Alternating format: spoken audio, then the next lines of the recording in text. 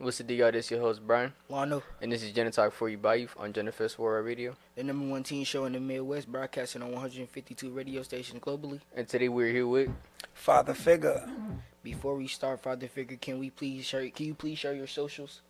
Yeah, my Facebook is Father Figga, FATHA, and my Instagram is Figga, FIGGA _Father. Just had to reverse it. Mm-hmm. TikTok, Father Figga, everything else. YouTube, Father Figga, everything else, Father Figga. My bad. Okay. So going on to the first question, if your life were a rap song, what would the title be and why? If my life were a rap song, what would the title be and why? Yeah. The title would be StandUpish. Stand Up? Yes, sir. And why is because that's what I live my life. That is my life. I actually have a song called StandUpish. Stand Up? It's called StandUpish, and that means stand-upish. And the ish part is, in Hebrew, it's man. Man. So I'm a stand-up man. What's your go-to karaoke or shower performance song?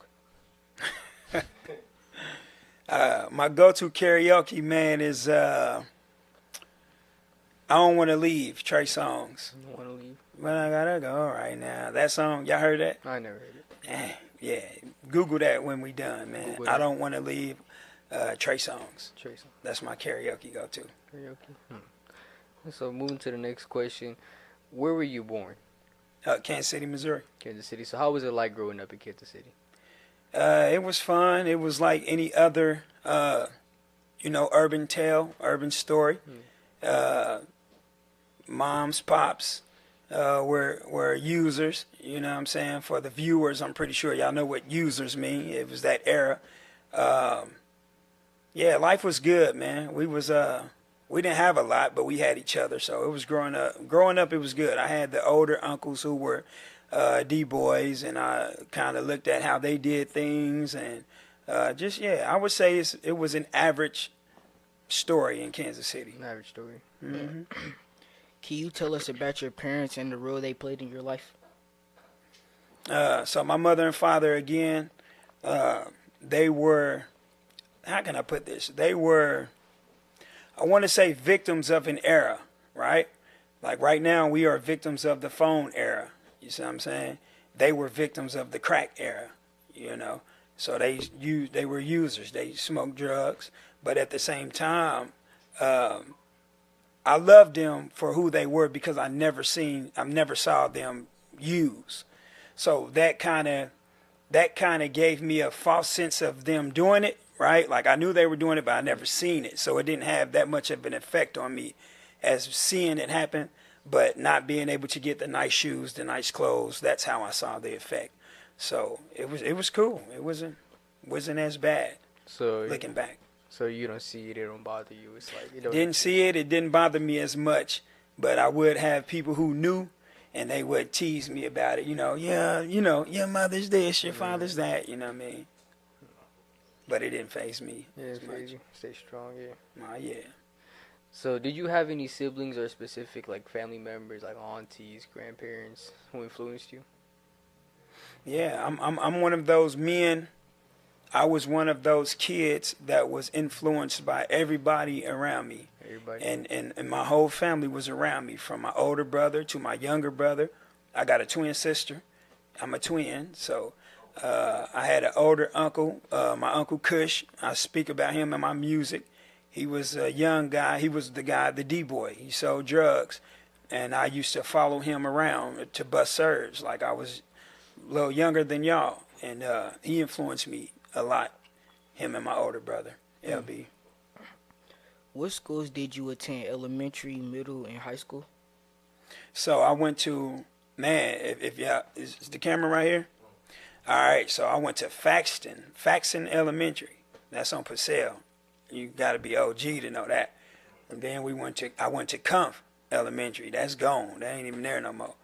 And then I went to, something happened in my life where we had to go southbound. And southbound I went to Benjamin Banneker in the 60s. And after that, I went to Symington Elementary out south, Smith Hill, and then Ruskin. Dropped out of Ruskin, went to Job Corps. No, before Job Corps, I dropped out of Ruskin, went to Westport. Left Westport, went to Job Corps. Oh, wow. So you was moving around a lot. I was all over the place, All man. over. All that before 16. Before 16? Wow. Yeah. So were you into sports or any types of clubs, or like did you like drawing growing up?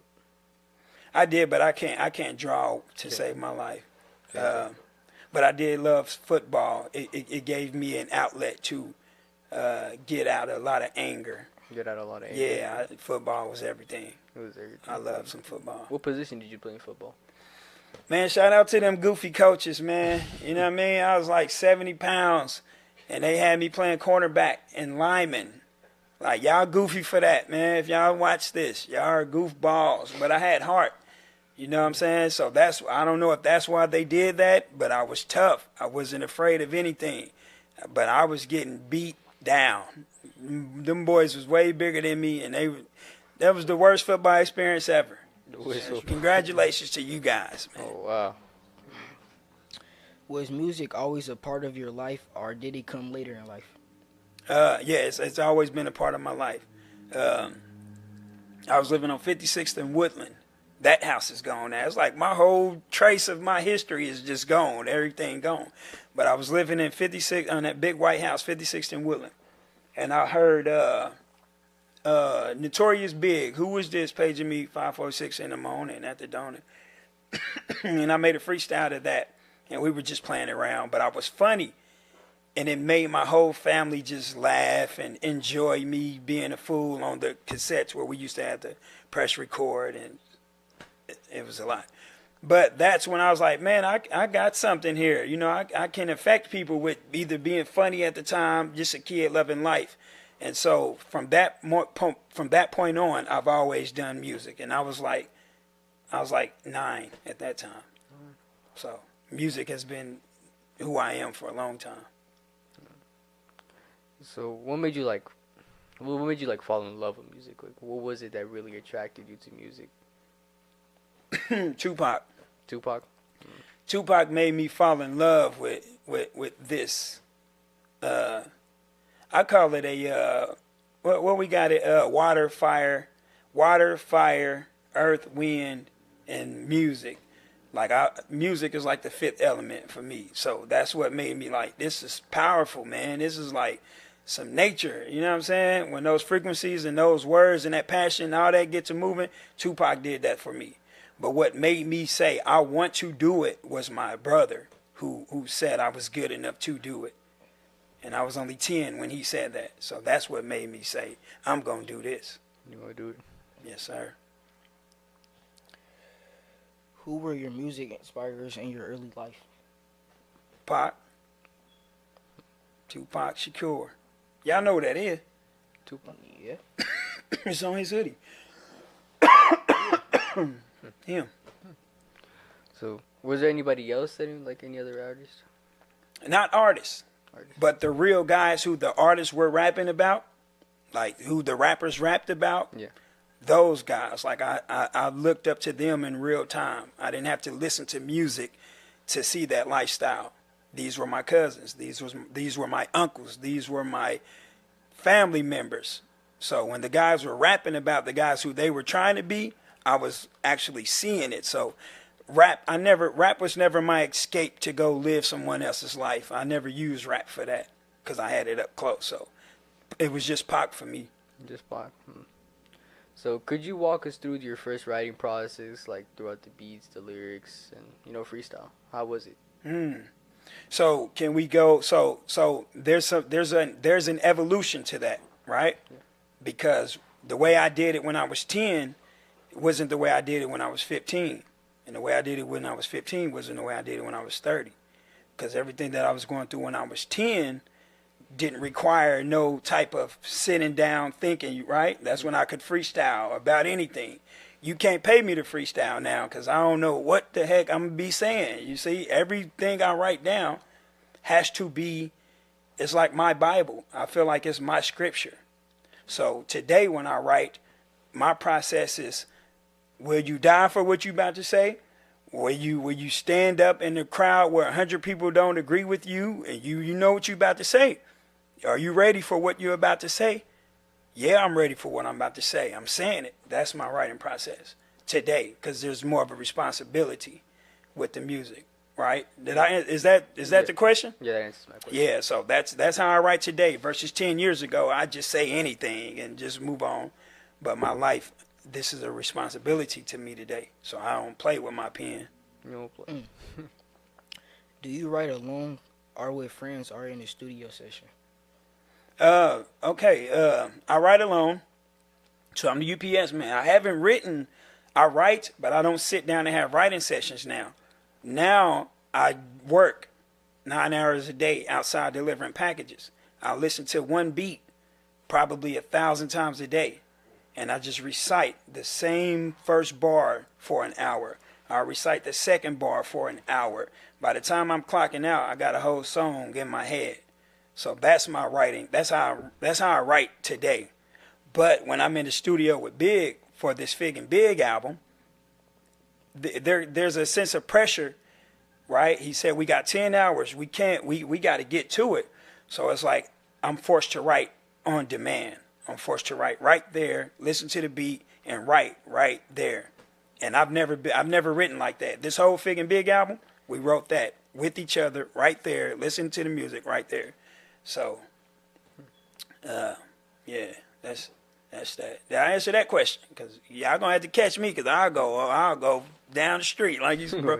Bro said your brain everywhere. My brain be everywhere. So when I start getting up those questions, just like, hold on, OG.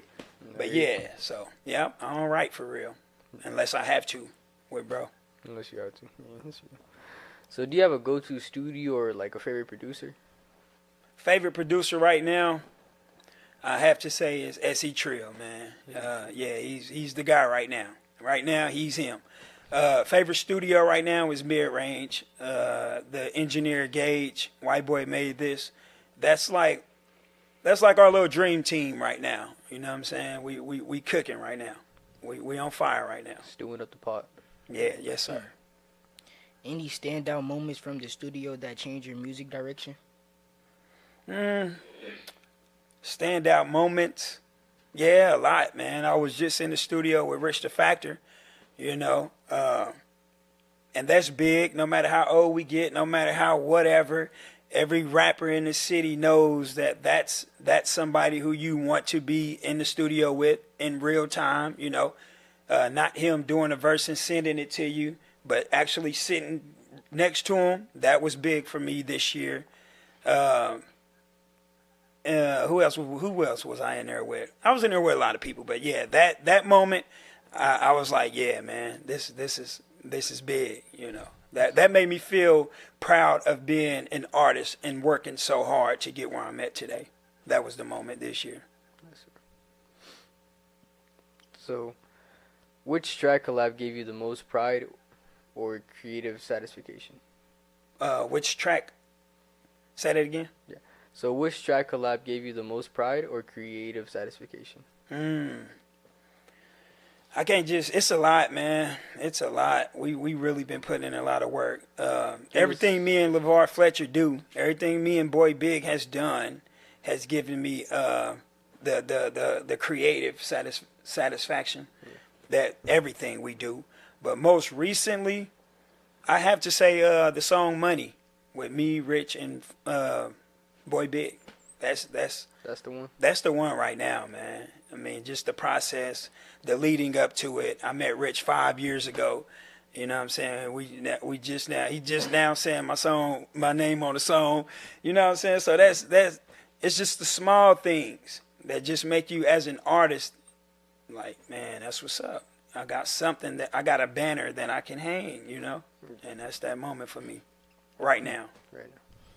Tell us a funny or behind-the-scenes story from a collab session. A funny story. What we got? Man, I was listening to bro trying to answer that earlier. And it's just like when we in the studio, we it's not fun. We just get to it. But I did have some I had some vanilla wafers or some strawberry wafers. and Rich was there, and I pulled him out. He was like, "What you know about those?" And I was like, "Man, I've been eating these." And Boy Big was like, "Let me get some." And Rich was like, "Don't let him get them." You know, he was like, "Don't let him get none." And we all just start rolling. I think that was a fun little, you know what I mean, little relaxed moment, because we all be so serious about what we saying and what we doing. But then you got to remind yourself, like, we human, man. We laugh, you know, we cry. We human too, you know. It's just we don't play with what we do. So most of the time we in there working, you know. So that was a good little moment. Yeah, but in the end, y'all just having fun. Yeah, it's always fun working, man. But like he said, when you go in there and you spend them 10-hour blocks, man, you ain't trying to have no fun. Bro even be telling me, lighten up, man. Let's get to it. We here to work, you know. So yeah. So talking about FaithWorks, so going into FaithWorks production, you were involved with them. Can you share more about that? With who? FaithWorks production. FaithWorks? Yes. Yeah, what you want to know about that? So you were involved in, like, can you share, like, about them, like? Oh, yeah, FaithWorks. Shout out to Big Rob, man. Big Rob Savage.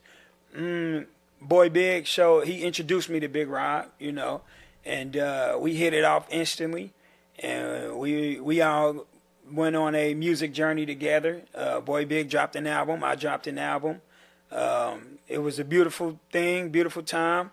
And, they good people over there. You know what I mean? FaithWorks Productions. Shout out to them. We did a few trips last year, you know what I mean, with Jegna, with you guys. We went to, was it last year or 2 years ago? Something like that. But we went to Atlanta, and we had a good time out there, man. So, yeah. And I'm still in touch with Big Rob. Matter of fact, yeah, he comes through for me behind the scenes. So, yeah. What did the FaithWorks interview teach you about yourself? The FaithWorks interview, when we did it at the art place? Yeah. Yeah, the art gallery. I ain't really, nothing really it taught me about myself. But the more I talk and the more I sit back and watch myself, it's just confirmation for who I am and what I stand for. Like, yeah, that's when I watch me, I'm like, yeah, that's him. Nothing to see here. He's still him. Yeah. So you spoke at the Y Code JDC. What message were you aiming to share with them? I heard Big speak about that earlier. This isn't it, man. I think that's the number one message you can share with them young brothers in there. Like, this is not it. Because once you hang it up in your mind, this is it, it's just going downhill from there. You have to have some sort of hope, regardless of what situation you're in, regardless of what you're in there for. This isn't it, bro. You're just passing through. And that's what I've lived by, because I done been down on that end. I ain't never did no hard time. City jail was enough for me. Weekend after weekend, city jail, sleeping on them metal things. I'm like, man, y'all can have this. I'm out of here. I walked home from city jail. I ain't even wait for no bus. I walked out there and I never went back. So that's my thing. That's all I'm saying. That was my whole thing to tell them. Like he said, this is not it. You know what I mean? Keep that hope. Keep fighting for something. You made a mistake. Life ain't over. You gotta keep going. Facts. You momented overcoming a knucklehead passenger Street Nih video. What barriers did you face on early, and how did you overcome them? Man, how did I overcome? Because I'm not gonna answer this like I didn't engage. You know, I think I just listened to the voice of God, man. Like, that ain't no cliche answer. I've had this voice in the back of my neck since I could remember how it sounded, and it's still the same voice. And I always just listen to that voice. And I've always been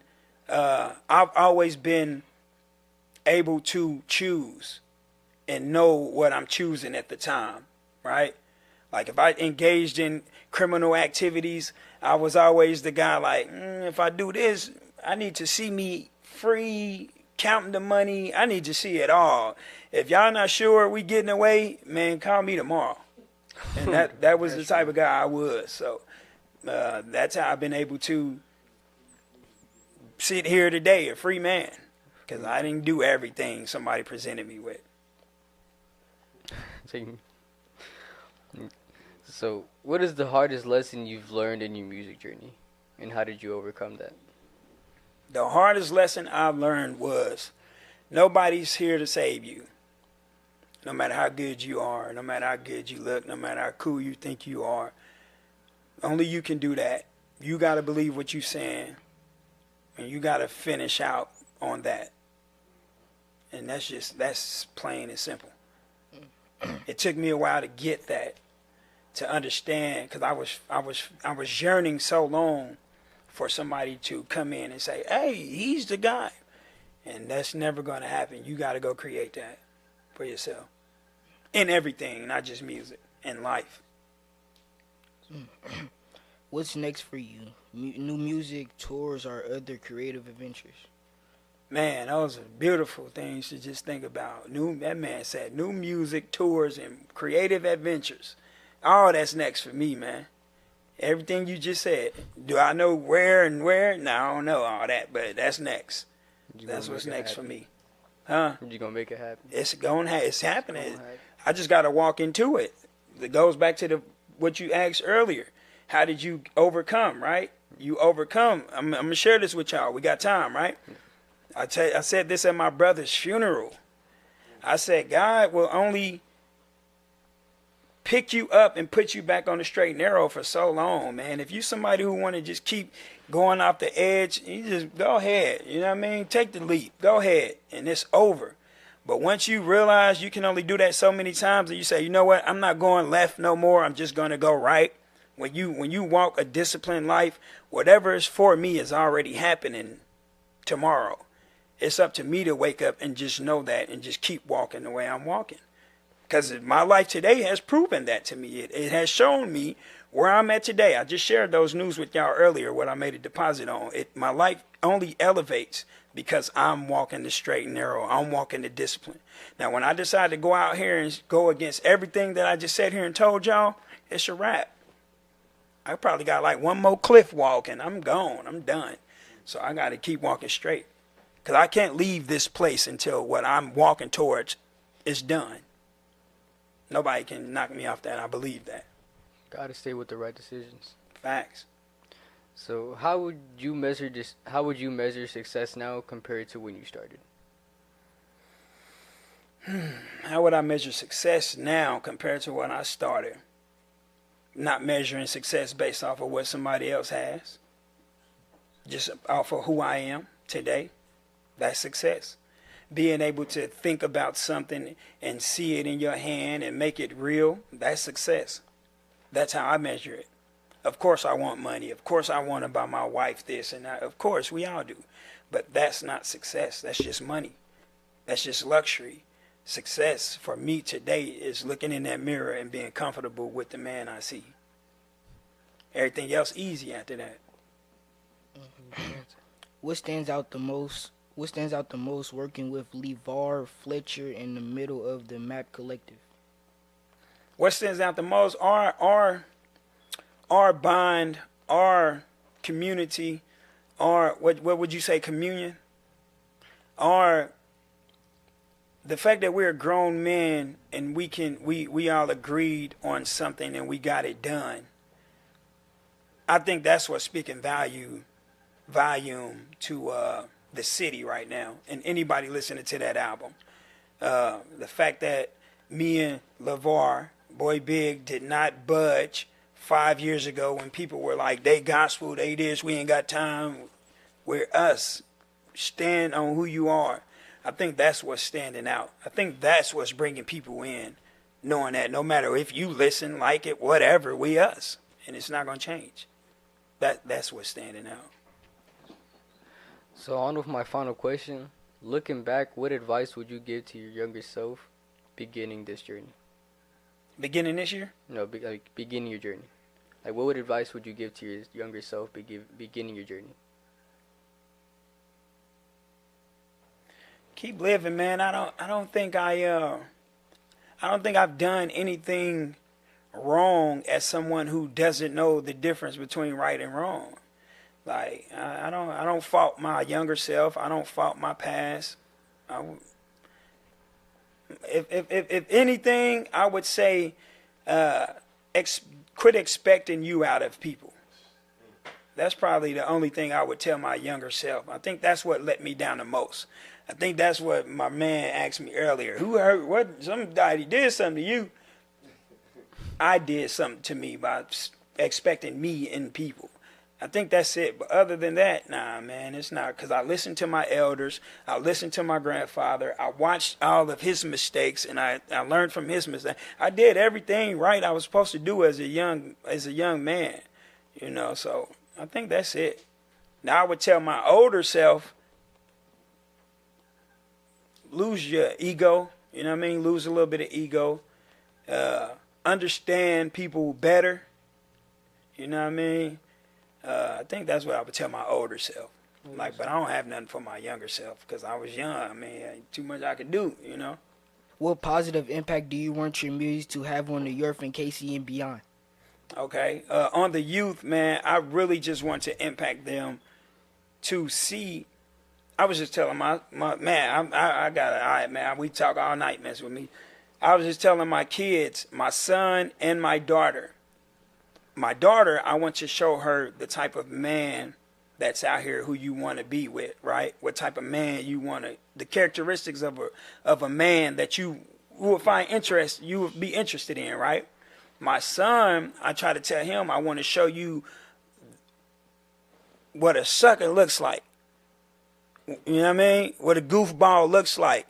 Don't be the goofball. Don't be me. Be yourself, but don't be him. Like, I'm showing them both the difference. Young men and women. You want your real stand-up man. He ain't soft. He ain't a goofy. He just has morals. He has a moral compass. He has a strong sense of who he is. And he cares about who he offends, but he's not out to offend anybody. Just be yourself. You can't lose that way. Everybody can't be the gangster. Everybody can't be the guy that can dunk. You got to be who God created you to be, and when you find him, zone in on that, man. That's what I'm trying to show to you. That's why when I'm talking and stuff, I'm like, I take pride in who I am. I'm me. Yeah, I can go out and do that easy stuff, bust your head, talk slick, robbing. I can do all that, but I'm me, and I'm standing on me. That's what I want to share. That's the impact I want to leave. Well, that's all the questions we had today with Father Figga. We appreciate it and thank you for sharing with us. Before you go, Father Figga, can you once again please share your socials and where our listeners can connect with you? Yeah, on YouTube, I'm under Father Figga. On Facebook, Father Figga. Everything Father Figga. The only thing that's different is Instagram, and that's Figga_Father.